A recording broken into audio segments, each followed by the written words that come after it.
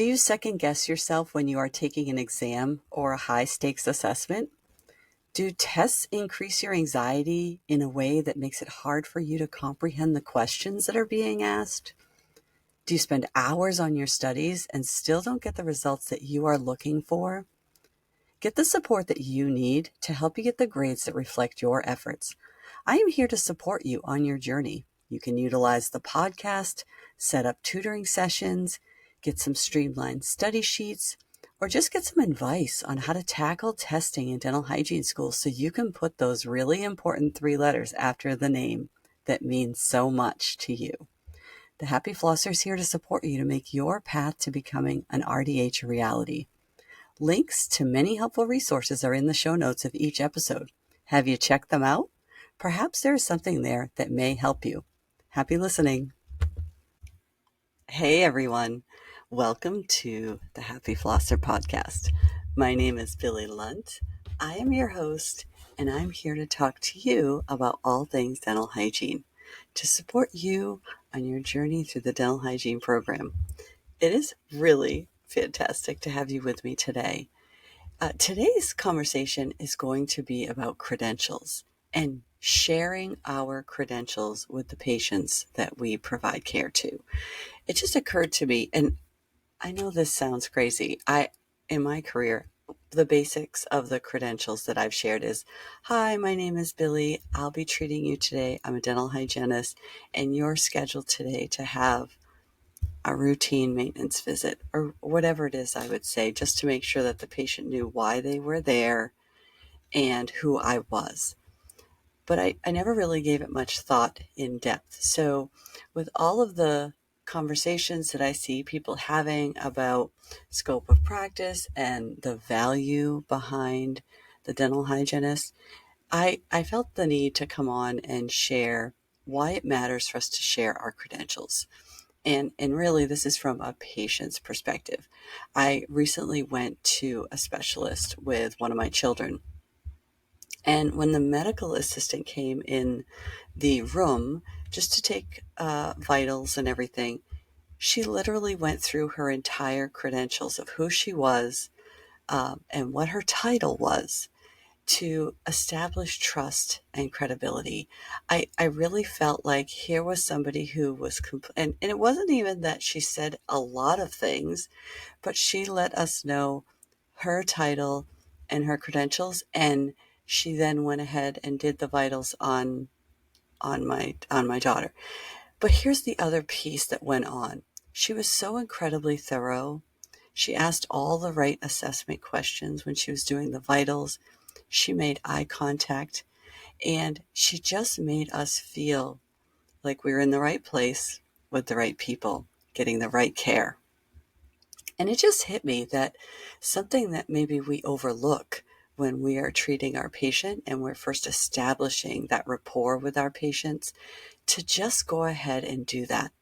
Because honestly, I've said this myself, and lots of providers have said this, that the patients, when they come in the dental office, they do not know the difference between all of the different people that wear the different hats, that provide the services and do the different roles. And I think we could do a better job in dentistry to really step up to the plate to share our credentials and our title with our patients. Because what that did for me as a patient when that provider did that, it made me feel reassured, knowing that I was being treated by a qualified professional, that there's transparency and professionalism, which automatically reduces your anxiety and builds that rapport. And it's really understandable why patients don't know the difference between who the doctor is, who the hygienist is, who is a steri center person, who's the office personnel, right? The only marker for them is scrubs. Are you wearing scrubs or not?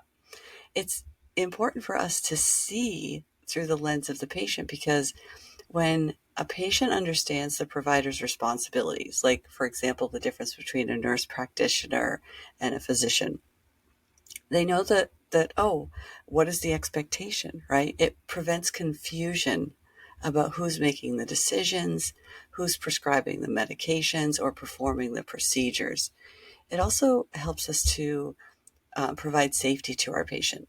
When the patient knows that the provider treating them is qualified, it allows them to make informed decisions about their care, and it really reduces the risk of miscommunication or inappropriate expectations. And, there's been times that I've talked with a patient about, treatment that they need or something that has come up in the assessment, and they don't share anything. They wait until the dentist is in the room. And I have to say that maybe that's something that I've done wrong. And maybe I didn't articulate my scope of knowledge to the best of my ability with that patient, or build that rapport early on in the treatment process, when I was doing the assessment, or even at the beginning when I was establishing that level of trust with the patient. So it sounds like a small gesture at the start of a clinical appointment to set the tone for everything that follows. But I have to say, I noticed it so profoundly I don't know why it's taken me so long, but I noticed it so profoundly when I worked with this medical assistant who just was so on her game with her communication and how she portrayed herself to us. It was just fantastic. So the way that I want you to look at it as a provider is it's patient-centered communication. You are literally communicating things that take for granted, and don't really think about, but the patient doesn't understand it. When we move forward with patient-centered communication, it prioritizes the patient's values, what they prefer, and remember that they have their own lived experiences, and they're all different. Some patients might completely understand your scope of knowledge as a dental hygienist. Others may not. I think the public perception of our knowledge as providers is skewed. And I think it's mainly our own fault. I'm just going to take full responsibility for that. But it does matter. Patients who feel involved and understood about who they're talking to, they're going to be more likely to trust your judgment. They're going to be more likely to follow through with the treatment that you recommend to them, and take all that time to explain to them. I think they'll also be, and this is just from my own personal feeling, more satisfied.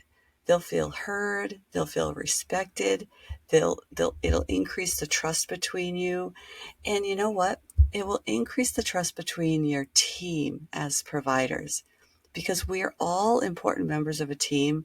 The dentist has their specialty. They really are the hub of the practice, but their specialty isn't necessarily what the front desk specialty is, or what the hygienist specialty is, or what the assistant specialty is. We each have our own unique talents, and credentials are important to share because it strengthens that provider-patient relationship to really have the patient remain engaged over the long term. They will confide in you. They will share their challenges, their concerns with you. But some of those barriers exist, and it starts with our communication or lack of communication. So if we don't have the proper training in communication skills with our patient, this is something we need to work on. Do some role playing with one another so that you feel confident and comfortable saying to the patient who you are, what you do, what you're providing, and how the procedures are going to go, so that the patient has a level of understanding and expectation as to what they should be looking forward to when spending time with you.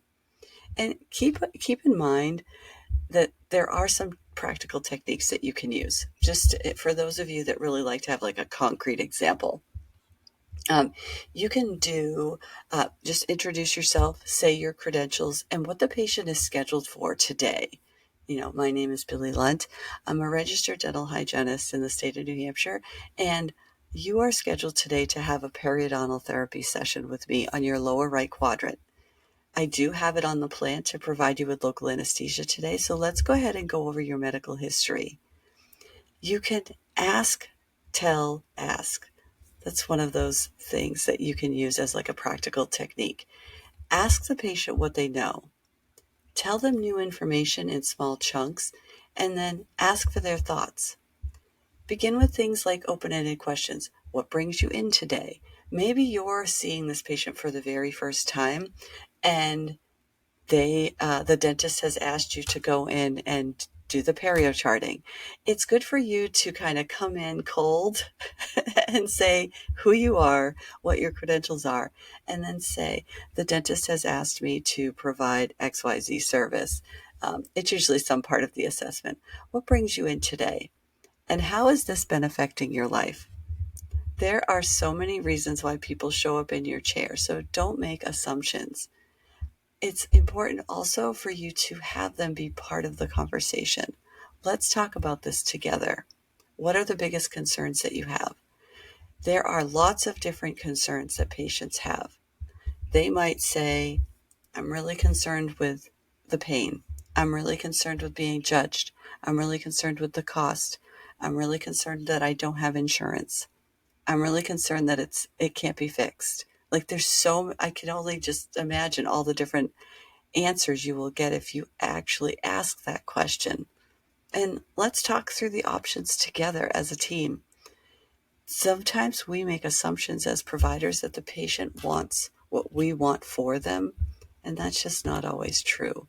So it's important for you to ask those important questions to really figure out what things motivate that patient and how you can be the best communicator for that patient in that moment. And building an understanding of who the people are that are working in the office starts with us. We really have to take the time to say who we are, what we do, and how we can support that patient and what we are doing to them on that day that they come in. What treatment are we providing for that patient? These are the things that we can really work hard at developing, because a lot of people don't know what a dental hygienist is, the education that they need, the skills that they have to develop. And we have to take ownership of that to begin with. And honestly, a lot of people don't know what a dental assistant does either. Dental assistants, they're rock stars. They do amazing things in the dental operatory. They need to share it. They need to share it out with the patient, especially if they've gone ahead and invested in their future and they've credentialed themselves. Maybe they're an expanded functioning dental assistant. It's important to share that with the patient as you're creating a temporary crown for them and you're about to, do something that maybe no one else has done to them other than the dentist. So it's really essential that we look inward and say, are we communicating in the best way possible for our patients?